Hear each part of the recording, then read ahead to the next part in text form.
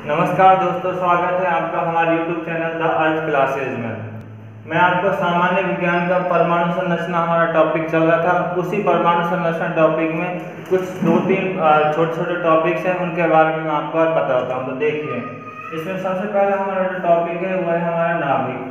क्या है? नाभिक, जिसे न्यूक्लियस भी कहा जाता है। तो देखो नाभिक क्या है, वहाँ भी आया था, हमने पुरानी वीडियो में शब्द का अर्थ वहाँ पे मैंने बताया था। अब स्पेशल देखिए, नाभिक होता है किसी भी परमाणु के अंदर पाए जाने वाला धनात्मक केंद्र क्या कहलाता है? नाभिक कहलाता है।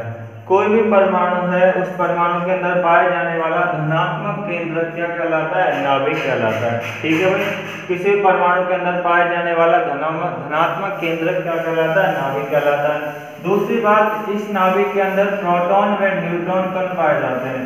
नाभिक के अंदर क्या पाए जाते हैं? प्रोटॉन और न्यूट्रॉन कण पाए जाते हैं। दो कण पाए जाते हैं, प्रोटॉन और न्यूट्रॉन। तीसरी हम बात करते हैं, प्रोटॉन और न्यूट्रॉन पाए जाते हैं। तीसरा हम बात करते हैं इसकी आकार के बारे में। इसकी बात करते हैं आकार। तो इसका आकार होता है 10⁻⁻15 मीटर। इसका आकार कितना होता है? 10⁻15 मीटर होता है लगभग। अगर इसकी आकार की कोटि बात की जाए कि आकार को किस में व्यक्त किया जाता है, तो इसके आकार की जो कोटि होती है वो फर्मी या इसे क्या किस में व्यक्त करते हैं? फेंटो में व्यक्त किया जाता है। फर्मी में या फेंटो में व्यक्त किया जाता है। एक और बात जो आपको ध्यान रखनी है कि एक फर्मी बराबर होता है 10⁻15 मीटर होता है। अगला, अगर आपसे पूछा जाए कि इसके खोजकर्ता कौन थे, तो इसके खोजकर्ता कौन थे? रदरफोर्ड थे, जिन्होंने लगभग 1911 को अल्फा कण त्रिज्यन प्रयोग द्वारा इसकी क्या की थी? खोज की थी। तो ये हमें ध्यान रखना है। तो देखो, नाभिक परमाणु के अंदर पाए जाने वाला धनात्मक केंद्र नाभिक कहलाता है। इसमें प्रोटॉन और न्यूट्रॉन कण पाए जाते हैं। आकार 10⁻15 मीटर होता है। आकार की कोटि फर्मी या फेंटो होती है और एक फर्मी बराबर 10⁻15 मीटर होते हैं। और खोजकर्ता इसके कौन थे? रदरफोर्ड थे 1911 में। अब इसमें प्रोटॉन और न्यूट्रॉन कण पाए जाते हैं और ये जो कण होते हैं, ये कण आपस में क्या होते हैं? जो प्रोटॉन और न्यूट्रॉन पाया जाता है, तो प्रोटॉन प्रोटॉन से, न्यूट्रॉन प्रोटॉन से और प्रोटॉन न्यूट्रॉन से नाभिकीय बल द्वारा जुड़े होते हैं। किस बल द्वारा जुड़े होते हैं? नाभिकीय बल द्वारा जुड़े रहते हैं। ये भी हमें क्या करना है? ध्यान रखना है। तो हर लाइन एक प्रश्न है कि नाभिक क्या होता है? परमाणु के अंदर पाए जाने वाले धनात्मक केंद्रक नाभिक कहलाता है। प्रोटॉन और न्यूट्रॉन कण पाए जाते हैं और ये कण आपस में नाभिकीय बल द्वारा जुड़े होते हैं। आकार लगभग 10⁻15 मीटर होता है। आकार की कोटि फर्मी या फेंटो होती है और खोजकर्ता हमारे वैज्ञानिक 1911 में। तो ये नाभिक की क्या है, हमें खास बातें तो हमें क्या करनी है? ध्यान रखनी है। ठीक है भाई, अब आगे बात करते हैं। देखिए, ये तो हुई नाभिक की बात है।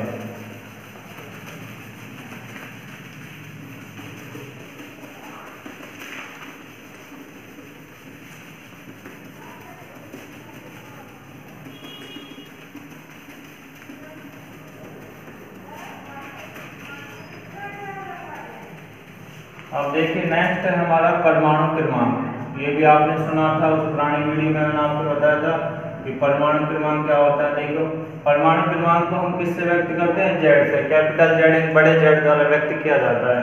परमाणु आकार देखो क्या होता है? परमाणु का मतलब होता है नाभिक के अंदर पाए जाने वाले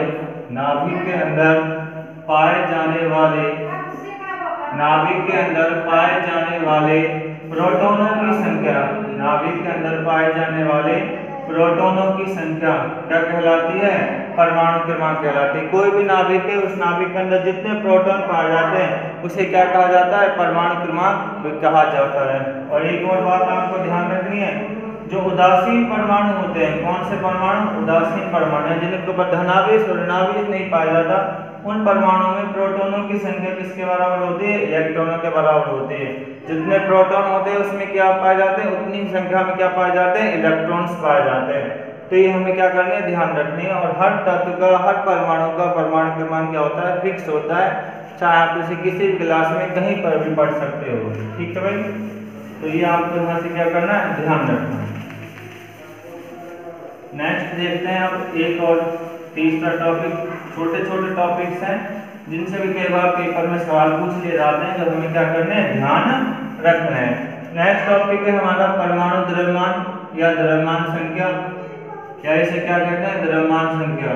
द्रव्यमान संख्या जिसे किससे व्यक्त किया जाता है, ए से व्यक्त किया जाता है, कैपिटल ए से। अब परमाणु द्रव्यमान क्या होता है, किसी भी नाभिक के अंदर अभी आपने पढ़ा था, नाभिक के अंदर पाए जाने वाले प्रोटॉन और न्यूट्रॉनों की संख्या, किसकी संख्या, प्रोटॉन और न्यूट्रॉनों की संख्या क्या कहलाती है, द्रव्यमान संख्या कहलाती है। कोई भी नाभिक है, उस नाभिक के अंदर जो प्रोटॉन और न्यूट्रॉन पाए जाते हैं उनकी संख्या क्या कहलाती है, द्रव्यमान संख्या कहलाती है, जो हमें क्या करना, ध्यान रखना है। दूसरी बात, प्रोटॉन और न्यूट्रॉनों की संख्या को क्या कहा जाता है, न्यूक्लियन कहा जाता है। क्या कहा जाता है, न्यूक्लियन। तो कोई भी प्रोटॉन और न्यूट्रॉन, जितने प्रोटॉन न्यूट्रॉन होते हैं उन दोनों की संख्या का योग क्या कहलाता है, न्यूक्लियन। तो हम ये भी कह सकते हैं कि नाभिक के अंदर पाए जाने वाले न्यूक्लियन की संख्या क्या कहलाती है, द्रव्यमान संख्या कहलाती है, जो हर परमाणु के लिए क्या होता है, फिक्स होता है। दूसरा, इसे व्यक्त किसमें करते हैं, एएमयू में। किसमें व्यक्त किया जाता है, एएमयू। और एएमयू का मतलब क्या होता है, परमाणु द्रव्यमान इकाई। इसमें से क्या किया जाता है, व्यक्त किया जाता है, यानी कि इसकी क्या होती है, इकाई। लेकिन आजकल IUPAC द्वारा इससे क्या एएमयू यानी कि क्या लिखा जाता है, यू लिखा जाता है। और यू का मतलब क्या होता है, यूनिफाइड। यू का मतलब क्या होता है, यूनिफाइड होता है। देखिए एक और बात जो हमें ध्यान रखनी है, सन 1961 में जो IUPAC की जो मीटिंग हुई थी, कमेटी बैठी थी, उन्होंने 1961 में कार्बन 12 का मतलब होता है कार्बन के समस्थानिक होते हैं, जो नेक्स्ट वीडियो में हम इसकी चर्चा करेंगे। तो सन 1961 में कार्बन जो 12 समस्थानिक है, कार्बन 12 समस्थानिकों को परमाणु द्रव्यमान व्यक्त करने के लिए, किसके लिए, परमाणु द्रव्यमान व्यक्त करने के लिए क्या किया गया, स्वीकृत किया गया। ये बात में आपको क्या करनी है, ध्यान रखनी है। तो सन 1961 में कार्बन 12 को परमाणु द्रव्यमान व्यक्त करने के लिए क्या किया गया, स्वीकार किया गया, ध्यान रखना। और परमाणु द्रव्यमान को द्रव्यमान स्पेक्ट्रोमीटर द्वारा, किसके द्वारा, द्रव्यमान स्पेक्ट्रोमीटर द्वारा क्या किया जाता है, व्यक्त किया जाता है। तो किसी भी परमाणु के द्रव्यमान को द्रव्यमान स्पेक्ट्रोमीटर द्वारा क्या किया जाता है, व्यक्त किया जाता है। ये खास बातें जो आपको परमाणु द्रव्यमान संख्या की, परमाणु द्रव्यमान की या द्रव्यमान संख्या की क्या करनी है, ध्यान रखनी है। ठीक है भाई, स्क्रीनशॉट ले लीजिए, या आप इसे क्या कर सकते हो, लिख भी सकते हो। ठीक है, तो देखिए आ गया। अब आपको कुछ तत्व हैं जिनके परमाणु द्रव्यमान क्या करने हैं, याद रखने हैं, क्योंकि पेपर में क्या किए जाते हैं, पूछ लिए जाते हैं कई बार। और अगर पूछे ना तो जो हम सवाल करते हैं उन सवालों में क्या आते हैं, वो काम आते हैं। तो इसलिए हमें क्या करना है, वो ध्यान रखने हैं। तो देखिए क्या है वो, देखो तो मैं टेबल बना रहा हूँ, टेबल के द्वारा आपको ध्यान रखना है कि किस तत्व का परमाणु द्रव्यमान क्या होता है और कितना होता है। देखिए तो नेक्स्ट टॉपिक है हमारा कुछ तत्वों के परमाणु द्रव्यमान।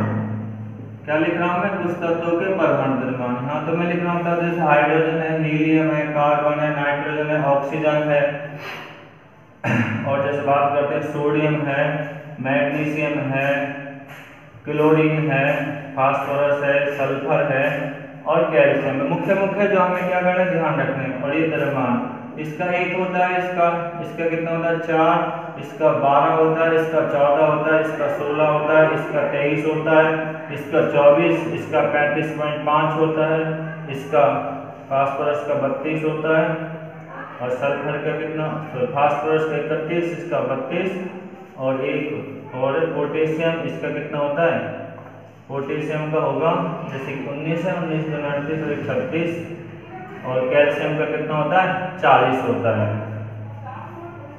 39 सॉरी। तो देखिए ये मुख्य है।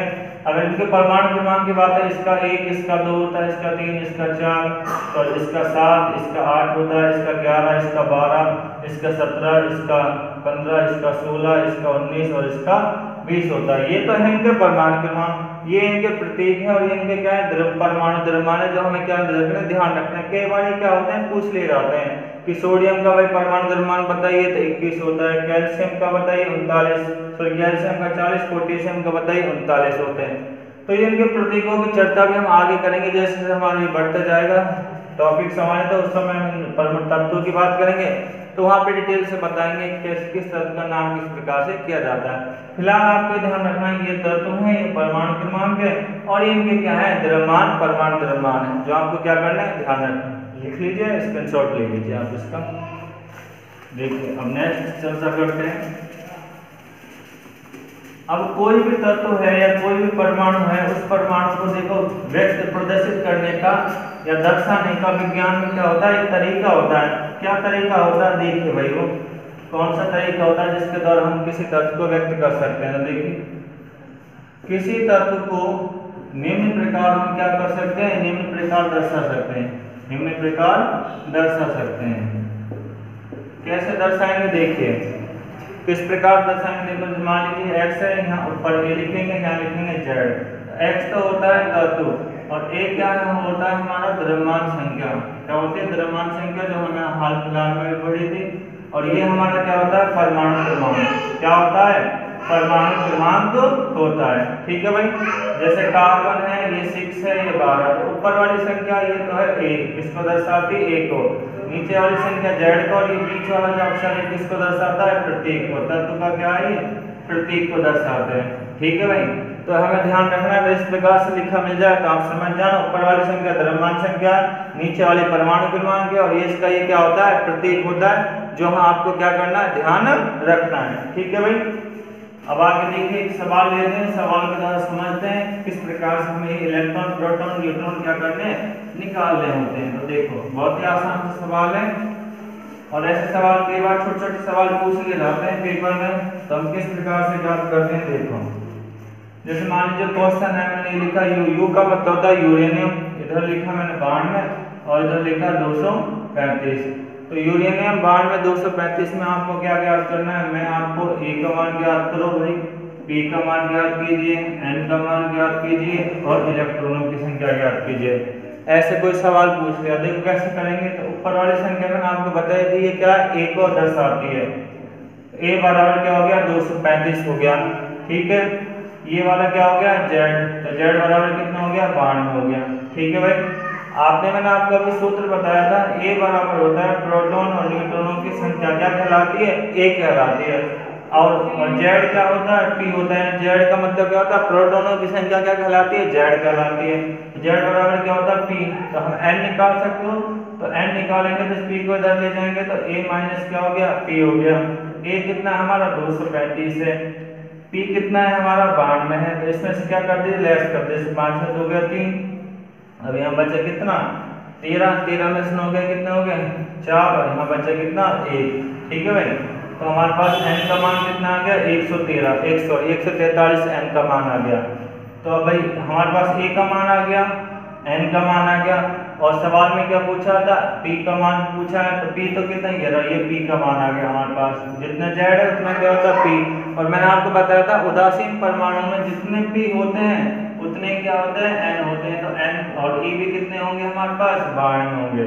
तो देखो ए का आंसर 235 हो गया, पी का 92 हो गया, और जितने पी हैं उतने इलेक्ट्रॉन होते हैं, तो इलेक्ट्रॉनों की संख्या भी 92 हो गई। और न्यूट्रॉनों की संख्या आप इस सूत्र से निकाल सकते हो, जो इंपॉर्टेंट सूत्र है जो आपको क्या करना है ध्यान रखना है। ठीक है भाई, तो ए बराबर पी प्लस एन होता है, सूत्र काम का है। ए बराबर होता है द्रव्यमान संख्या, द्रव्यमान संख्या बराबर होता है प्रोटॉनों की संख्या प्लस न्यूट्रॉनों की संख्या। यहाँ से n का मान निकालेंगे तो p को उधर ले जाएंगे, माइनस हो गया, तो n का मान इतना आ गया, घटा के हम ज्ञात कर सकते हैं।